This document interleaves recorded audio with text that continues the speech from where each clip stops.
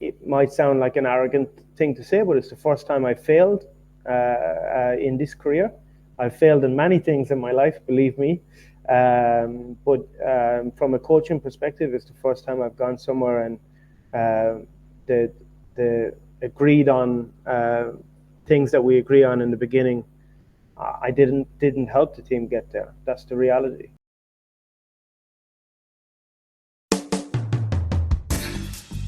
Hello, captains of Armband. Welcome to yet another episode of Short Corners, where we interview footballers, managers, coaches, analysts, scouts, directors, and owners of various football clubs to bring the various aspects of the game closer to you. So, if you are a football enthusiast just like me and love to learn from football personalities, make sure to subscribe to our channel.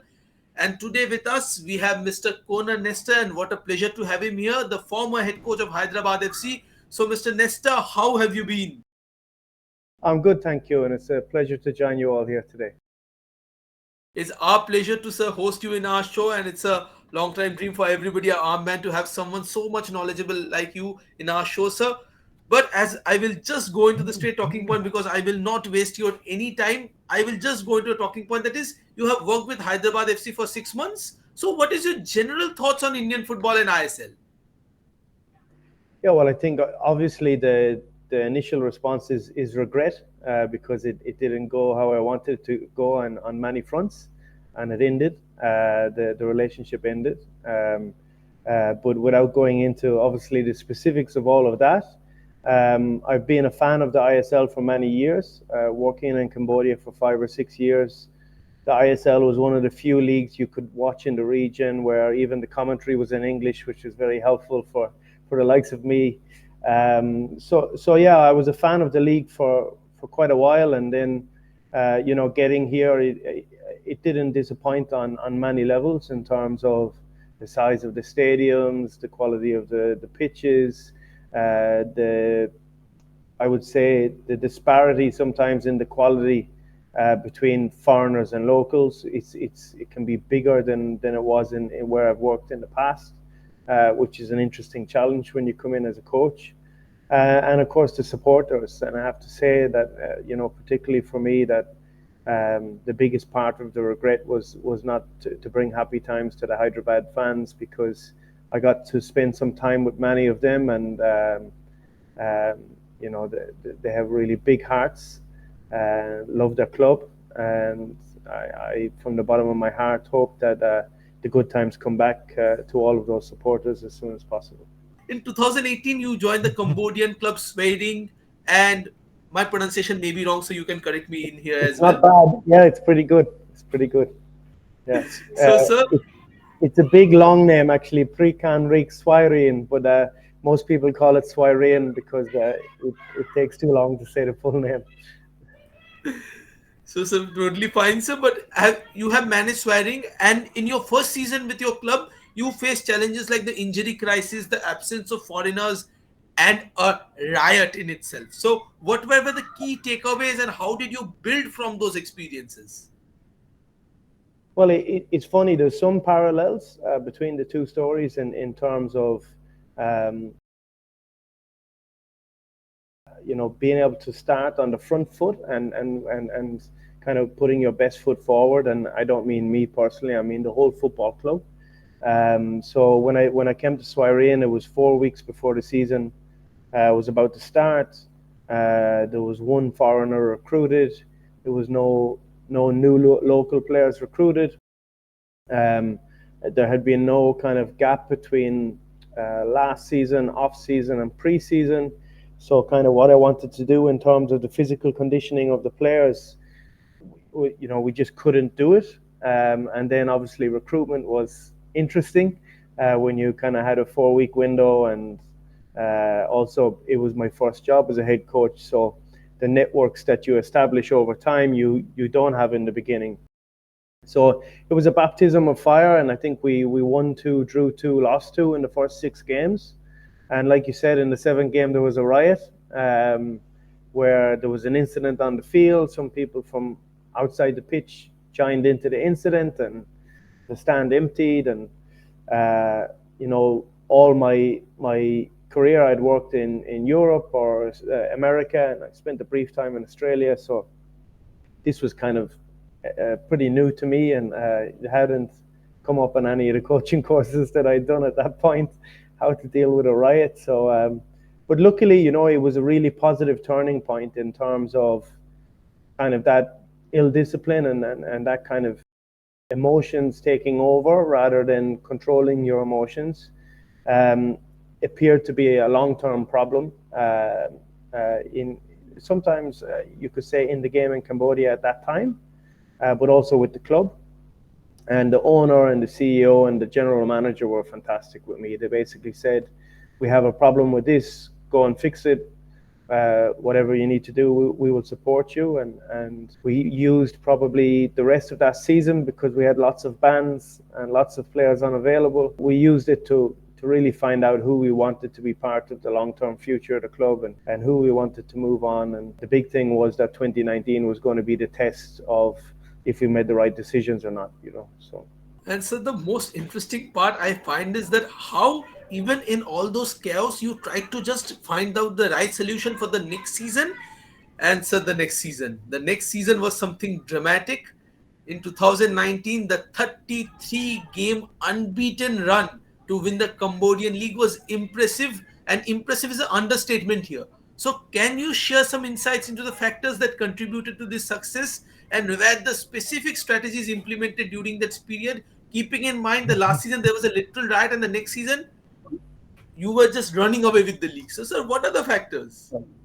I think the biggest factor, and number one, was the attitude of the club. It was how they reacted to the riot, and they decided that they were going to get behind me. And there was bad days that came after the riot also, because you can imagine we don't have our best players on the field. So we had some bad results, and we finished mid-table. But when we got our players back for the last 3 games, we won all 3 games, and that's actually part of the 33 game run. So it was 30 games in all competitions in 2019, and the last 3 games from 2018. And so I think the starting point was the club. The club's attitude was that these were long-term kind of behavioral, maybe even structural problems, and maybe they weren't sure if I was the right person to fix it or not, but their attitude was, let's fix it. So then in the off season, we had that massive advantage that we didn't have in 2018 in terms of I was actually able to give the players an off season, which is not something that they did in Cambodia. They worked throughout the off season. We were able to put kind of the sports science ideas into practice, whereas in my first year, really what we were trying to do was we actually took them out of the gym. We tried to kind of deload them and stuff like this, because there was lots of ACL injuries, there was lots of different issues. And then when we felt we had a proper run of the preseason, we went to actually fully, having sports science attitude towards periodizing training to get as fit as possible, but also to be healthy. And I think those are big factors. Any league in the world is to get as fit as you possibly can, which is definitely something, this year in the ISL we struggled with the transfer ban when we first came in. That I think what a lot of people don't realize is when you have a transfer ban, players can't even play in friendly games. So it means you can't do preseason the way you want to from a sports science perspective. So we got to do the preseason the way we wanted. I think that was massive, and we became very quickly the fittest and the healthiest team. It's one thing to be the fittest, but if in getting to be that fit, you're getting lots of injuries, now your best players are not on the field. So we became the fittest and the healthiest team in the country, which was recognized pretty quickly. I think the next point then was recruitment. That we worked so hard because we had if you think about it, from Game 7 in 2018 to know that we were going to do a big overhaul. So we worked very hard on recruitment, getting the right kind of players to fit how we wanted to play, but more importantly, the right kind of people, the kind of people that when it comes to the difficult moments, they will always do what's right for the group. And that can be difficult in football because Some people can be powerful in a club or in a dressing room, and they'll make decisions that benefit themselves, even if that's not good for other people in the group. So we built that kind of a culture and an environment, and then the players did all the work, as is always the case, you know. So when you talk about 33 games unbeaten, it's I was on the sideline. I was not on the field. So we I think we prepared the players and gave them a chance and brought the right people, but ultimately just how the players gelled, combined, worked, and momentum, as we know, is such a big thing in football. When you're on a losing streak, it's so difficult to get out of, and when you're on a winning streak, it you know, you can feel invincible. And I think that there's a saying that confidence is the only thing in the world that comes slowly and goes quickly. And I think if you could come up with a magic formula for increasing the confidence levels and not ever allowing them to diminish, you know, you'd probably get the Man City job instead of Pep Guardiola if you could figure that one out. Can you share your approach to balancing the physical and the tactical preparation during the preseason versus Yeah. adapting in season when the league is only a few games in? Especially because we have seen a bad start do get converted into a good season, but that's very rare. Mostly teams Yeah. who come into the league very strong actually winning the league and running away with it. But so Yeah. how does it change? How does it change? Yeah, well, to use another cliche, basically, bad preseason, bad season. It's really as simple as that, because you can't do what you should have done before later. It's just doesn't work like that. You know, sometimes oh, we'll make it up. We'll can't. No, you can't do that. So the big thing for preseason with me is that I would be a component of tactical periodization. So to use the Premier League as an example, if you saw the kind of Ferguson and Wenger years, which was amazing to watch as a fan, but 78, 80 points would win the league. Um, and as we know, Arsene Wenger brought a lot of kind of new ideas to the English Premier League when he went there. But when Mourinho showed up, okay, he had Abramovich's money, which I think did help. But tactical periodization was almost a new concept then, and he'd taken it from his university studies in Portugal. And it's quite simply really using football and all the different you know, tactical, physical, mental, putting it all together in one system, that you build the fitness of the players in a gradual way, and then they sustain that throughout the season. So it's not about running without the ball. It's not about like doing, you know, kind of these, you know, military style exercises. It's about linking everything together. And the important thing in that periodization is, you know, 4 days away from the match, you're reintroducing the players because they've normally been recovering from a game before. They're re-entering training from having been resting. So the amount of time you spend on that day, the distances of the exercises, etc., is critical. Then match day -3, we try to simulate 11v11 and the kind of what happens physically during the 11v11. And then -2 is like a speed day for us, so shorter distances, a lot more kind of recovery actions. And then -1, people might be shocked to figure out, but -1 a lot of the time is very short, very sharp, and normally you have all your tactical work done, and it might just be more about conversations with players. But of course, you know, the ISL can throw some spanners into the works because some weeks you have 6, 7 days to prepare, and some weeks you have 3 days, and that's what makes the league such a fun league. I think the level between the teams is not so high in terms of the difference. There's not a massive disparity, and I think one key player can make a monumental difference in ISL. Whereas if you compare that to Cambodia, there's probably a clear top 6 and a clear bottom 6. Whereas in the ISL, I mean, you look, 2 wins is going to jump most teams two places minimum. So yeah, so that's I guess that's part of the regret. We didn't really get to do that, and kind of I'd be a big advocate of it. And not only did we win the league in 2019 in Cambodia, but over a 5-year period, if there was a 5-year table, we were 30 points ahead of everybody else. Unfortunately, football doesn't work that way. But when you don't have the team with the biggest budget, you have to try and make up the points by trying to work better than the others are working if you can. You once said that your job as a coach is to create a no excuse mentality for the players. So, how do you work with the club and coaching staff to create this for the players? Because we have seen often players, and I say biggest of the names, giving excuses that this is the reason why I couldn't perform.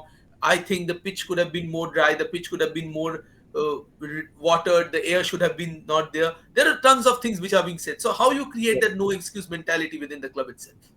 Sure, and we're all guilty of it. I'm already doing it in terms of talking about our pre-season.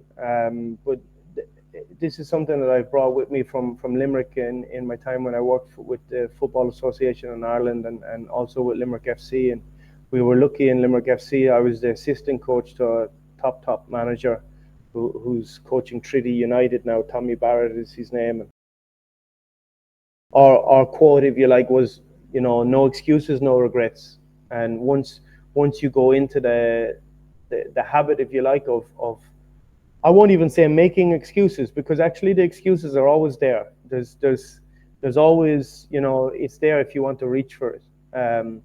But the regret will also be there then as well. So it's a choice, and it's something that we took with us to Cambodia. And in Cambodia, it's up mean less, up mean saksai, which no excuse, no regret. And I do think it's something that when you're in an organization long enough, it's something that you can really drill home. And also, especially on the recruitment, is to bring in people that are aligned to that. Because one of the most beautiful things in sport, I think, is those moments when teams overcome. There's that famous clip of the Leicester City playoff game against Watford, where is it Leicester have nearly scored the penalty, and Troy Deeney goes down the other end and scores, and it's something that went viral for many years afterwards, because as fans, players, coaches, it's the same. It's that moment when you feel you were beaten, but you didn't give up and you kept going. Those are the best moments in football. But it's too late after the moment to recognize it. You've got to be in the moment and move in the opposite direction to the excuse, so that in the end you'll have less regrets. As a data-driven head coach, the word data, which we listen to too much these days, and it's so important because I have worked as a data engineer, so I know data is very important. So as a data-driven head coach, what key performance indicators do you find most insightful over an extended period, and how do they guide your decision making? Because sometimes it's totally up to the coach, because as a player who is grown up in India, data is something which is very alien. So sometimes the coach has to give you the idea that this is that what data is saying, and this is how you can develop yourself. So how has that affected you, and how that you have tried to inculcate that in the team's performance over the years? I was very lucky, although we didn't get the results, to work with very like-minded people in that regard. Firstly, the owner and the CEO understands football extremely well, and understands the role of data in football also. So from that point of view, I think we were very lucky in terms of it was very easy to explain your point of view from a data-driven perspective. Apu Jose as well, who's there, Jose, who's there as sporting director. I think he's going to have a massive career. We had I need to name them all now, which Schluck and Nush as well, in all on the data side and on the analysis side. And I know before I came to the club as well, Joy, who's with the national team, absolutely top class. So I think there's so much good work being done in this area in the Indian Super League already, but it's probably unseen or not spoken about. And of course, there's room for improvement on it as well, because like you said, it's not something this particular generation of players have grown up with. So you have to be very careful about how you introduce it. And what I would say is, what we did in Cambodia, because I think it's better to explain, is we looked at what a win model should look like in Cambodia in terms of what kind of actions do teams need to do to win games in Cambodia. And I do think every league has its own, there'll be something that's an outlier in that league when you compare it to another. And if I compare Cambodia and the Indian Super League, I would say the technical capacity in Cambodia is very, very high. The physical capacity in the Indian League is much higher. It's a much more physical league. So, for example, if you're looking at a game win model, let's say, in those two countries, it's not going to be the same model. Again, we'll talk about Pep Guardiola. If you're Pep Guardiola, it probably is, but I think that's and I don't go along with, he's always had the biggest budget and stuff, because he did okay with Barca B as well, when, you don't even get to sign players. So unless you're that kind of a coach who I think has a kind of a God-given talent in being able to play exactly the way you want, I think particularly in Asia as well, you need to be flexible, you need to be pragmatic. So we would have looked at metrics that we felt were important for winning games in the ISL. And I think the big thing for me was how do you top the league? Because at the end of the day, it's the team that top the league that go to the Champions League, right?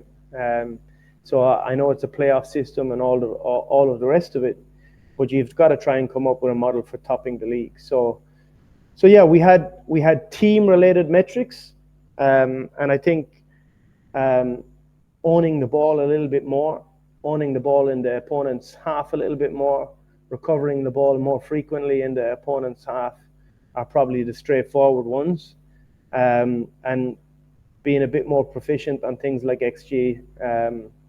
And look, we had success in some of those areas, but nowhere near enough. And I would say that the reason for that is getting our best players on the team in the best frame of mind is something that we just were not able to do for many different reasons. But yeah, so for me, and it's a cliche again, but I think 3 transfer windows is important, because when you break down that game win model now that might have lots of KPIs, you're then going to look at it positionally. What does that mean from each position? And that might be another area where you're looking at those inefficiencies that I was talking about, in terms of in the ISL, games are won and lost in the fullback position normally. In terms of is there numerical problems happening in front of the fullback that teams are not dealing with, or is there a strong against weak, quick against slow, whatever it might be. And I would say typically, those battles in front or behind the fullbacks tend to decide the outcome of games in the ISL a lot. So that's just looking at it in one area. So sometimes you need more than one transfer window to kind of get each position right, so that from a data perspective, those things join up and look like it. But as data driven as I am, I think the data informs the decision in the beginning in terms of how to close the net, because there's too many players in the world to look at. So you have to close the net so that you can look at fewer players in more detail. And then data may come into it at the very end when you're comparing certain things. But the biggest chunk is the eye test. The biggest chunk is getting the character references, and can you trust who's giving the reference? Is it his best buddy that was his best man at his wedding that's giving the reference, or is it his in-law? So I think that the eye test and the character kind of test is the most important. But I think data can inform, because sometimes you can get a great player that's just not the right fit for what you're trying to do. And I think data can help there. And also sometimes you can get a brilliant player that isn't the right character for the dressing room. I think they're a little bit like 10, 15 years ago, the coaches that were coming on board then were big on sports science, because sports science was the next big thing, right? And I think data, and unfortunately football is almost always the last. That sports science was far more prevalent in NFL, in rugby league, rugby union, than it became in football. It took a long time. And equally, data is far more prevalent and being used in other sports for much longer than it has in football. So I think because it's such an old game with so much tradition attached to it, that change can be a dirty word. I think when you have successes, then others follow. Can you provide general guidelines on player development at the senior level? And how does this vary with the age and game time now, especially keeping in mind even 15 years ago, the coaches doesn't have to deal with social media because the players are 90% of the time in social media. We have seen coaches call out the players. We have seen someone legendary footballer saying, I gone into a dressing room. I have seen players talking in the phone, looking at the phone, scrolling the media after losing a game. I felt like hitting him. And I again say this, I forbid, don't hit anyone. It's not right thing. But we have seen people saying things like this. So social media has also taken a big role as well. There are certain good and bad influences up there as well. So how important is it to tackle all these things, keeping in mind development of a player depends on what he does, because someone like a Ronaldo and Messi used to do a whole lot of things. They used to train early, come early. Not even Messi, Ronaldo, that's very generic. I will say players like Xavi, Iniesta, they were young but they were disciplined. So how do you inculcate that in football, sir? Yeah, I think it's probably I'd split the answer into two. I think the first one about what the player does when he's not with the coach is the most important thing, because you know it's the iceberg. If you look at the iceberg in terms of a small percentage of the iceberg is above the water, that's what we all see. But underneath the water is 90% of the iceberg. And if you want to be an elite footballer, it's your lifestyle, it's what you eat, it's what you drink, it's what you don't drink, it's sleep, it's making lots of sacrifices. And you mentioned about these are young boys, young men, young women in the women's game, and what the other young people are doing, they cannot say yes to if they want to be successful. So that's not easy. It's a big sacrifice, and they have to show, I think, a level of maturity that a 22-year-old accountant doesn't have to show. And no offense to accountants that are out there and listening, but they can have their weekend, they can go and have fun, and it won't impact their careers. So that's why I say that is that discipline and that sacrifice. If that's not inside the player, they're not going to be a top player. And that's why I think always the success of a player. As coaches, we like to grab onto the coattails of the best player we've ever coached, but they always get there. They always get to where they get to because of what they have done themselves. Um, the second one on social media is very interesting because I think it becomes more psychological, and it's difficult. It's difficult for how do those of us from an era where we grew up and we knew what the world was like without social media, how do we educate the next generation that didn't grow up in that world?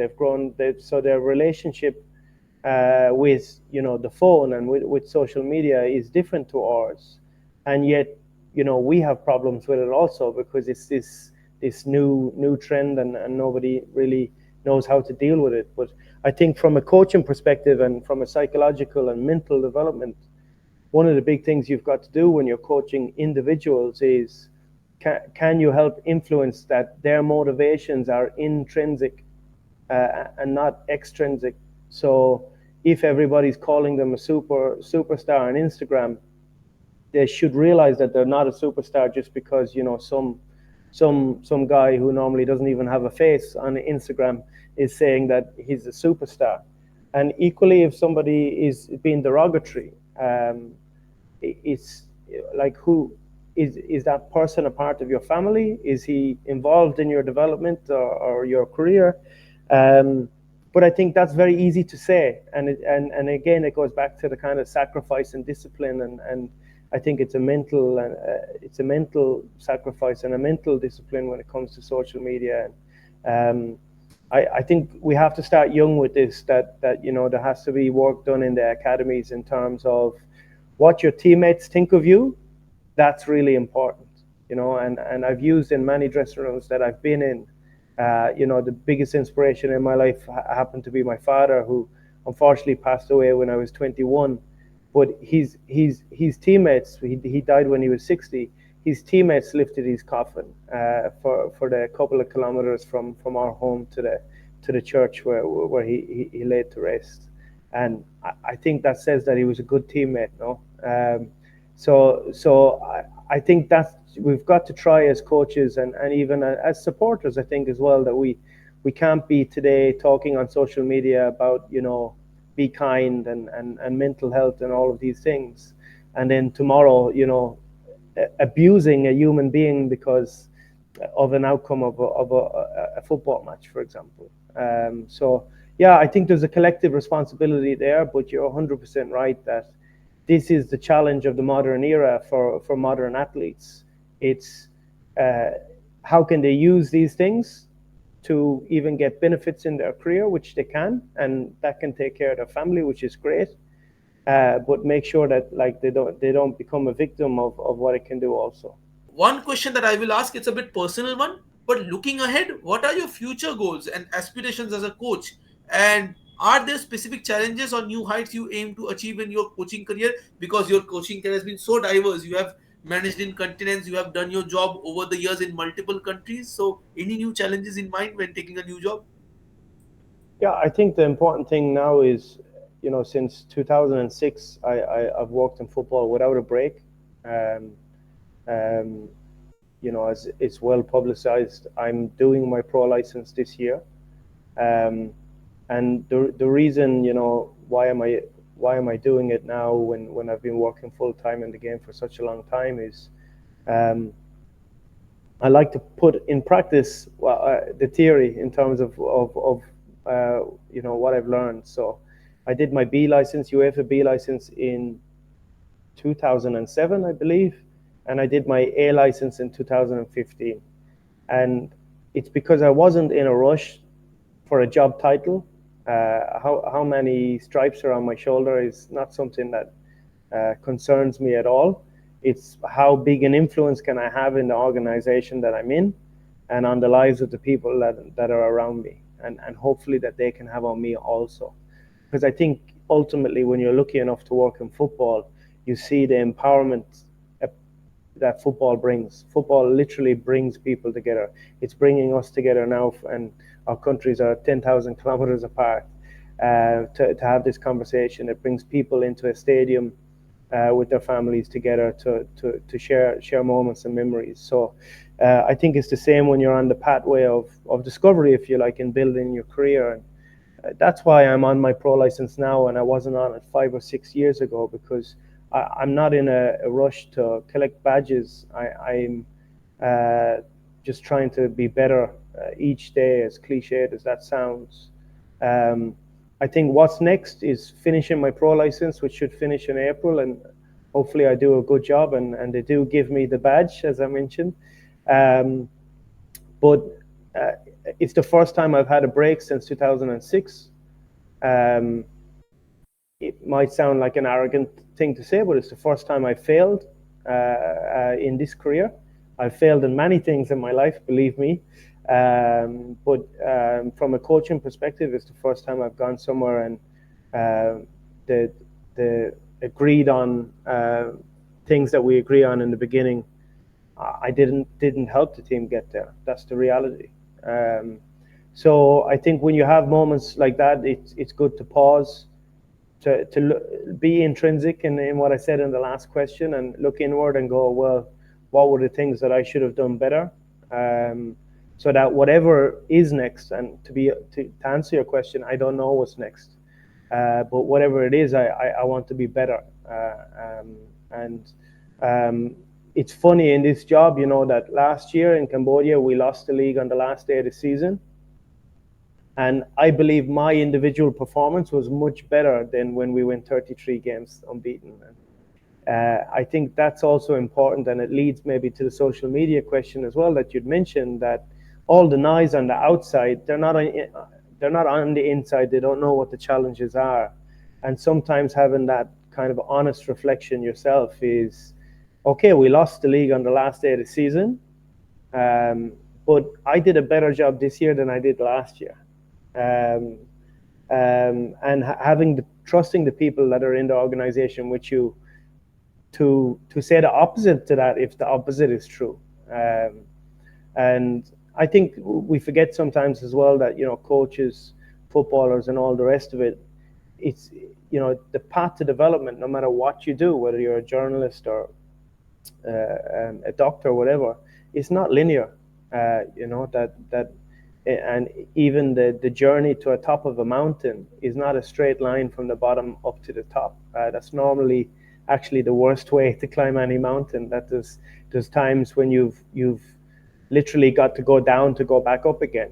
And I think that's where I am in my career. I'm not afraid of it, because I think if you're afraid of failure, coaching in the professional levels, probably not the right place for you.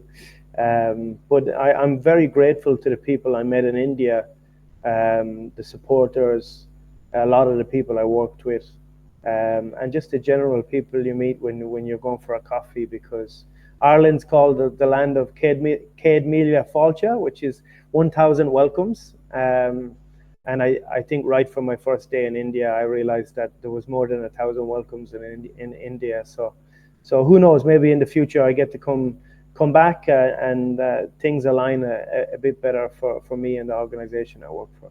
What advice would you like to give to all the aspiring football coaches who are watching this video?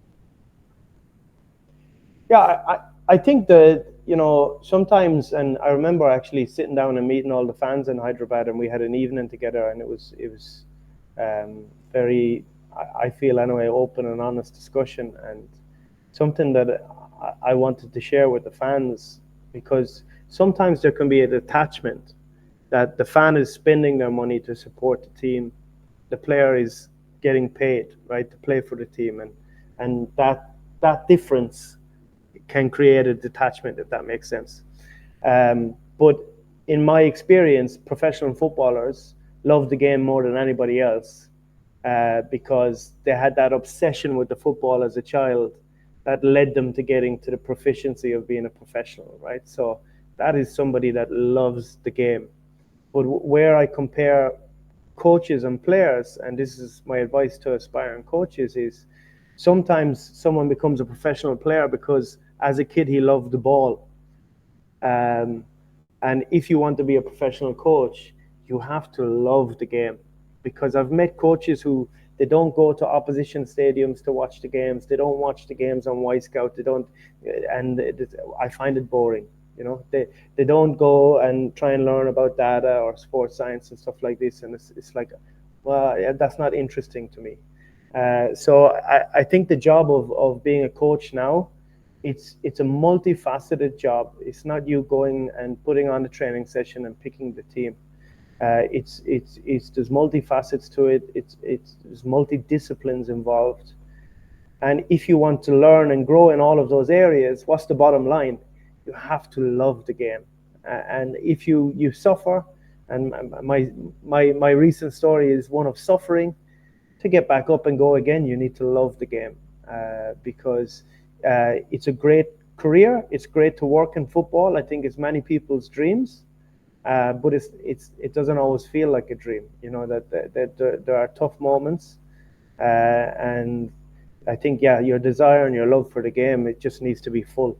Thanks, Mr. Nestor, for being with us today. To all of our viewers, thanks a lot for tuning in. Make sure to subscribe to our channel and for more such podcasts as this. Until next time, it's goodbye from Armband.